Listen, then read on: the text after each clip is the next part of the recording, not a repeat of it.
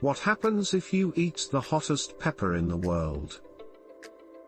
The Carolina Reaper is the hottest chili pepper on earth. It was bred by a man in South Carolina by crossing a ghost chili, the second hottest pepper in the world, with a habanero. It has a Scoville heat unit, the metric used to measure spice, of 1.6 million. For comparison, a jalapeño has a Scoville rating of 5,000, a habanero has one of 200,000, and the ghost chili comes in at 1 million. There are far too many YouTube videos of people eating Carolina Reapers with disturbing results. Their faces redden and contort in agony, they start to swear, cough, and cry, and they often end up running or slinking away to throw up or lie down. While these reactions are scary, they're not life-threatening. However, a few rare cases have resulted in more serious consequences. In Turkey, 2 men had heart attacks after taking cayenne pepper pills for weight loss. More recently, a 34-year-old man in New York developed thunderclap headaches after eating a Carolina Reaper at a chili pepper competition. It was discovered that these severe sudden onset headaches, which often predict a hemorrhage or a stroke, were caused by the constriction of several arteries in his brain, which they attributed to the chili pepper. What the hell is happening to these people? And is there a real danger in eating extremely spicy food? When you experience a hot chili pepper, it's not a taste response, it's a pain response, says David Julius, a professor of physiology at UC San Francisco. The active chemical in chili peppers that gives them their fire is capsaicin. Capsaicin binds to heat receptors located on pain nerve fibers throughout your body, tricking your brain into thinking parts of your body are literally burning. When you pop a pepper in your mouth and start to chew, these heat pain receptors on your lips, mouth, and tongue are activated.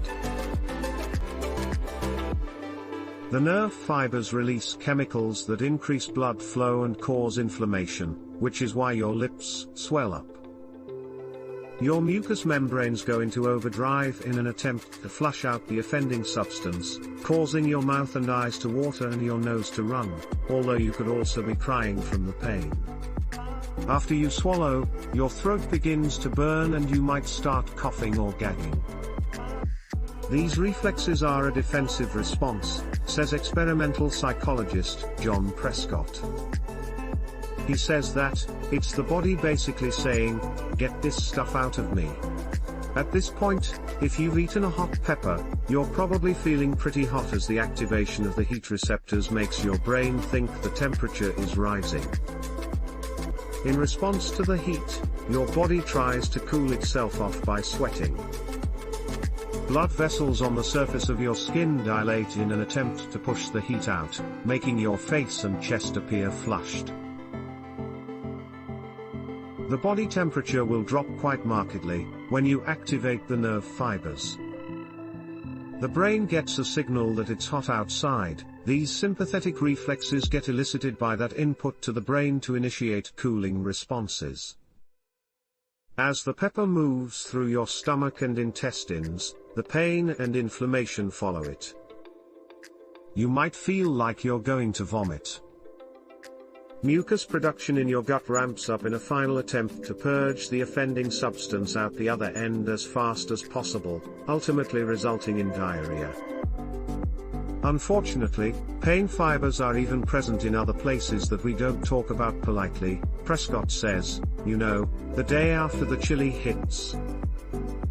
So what about the extreme, life-threatening reactions?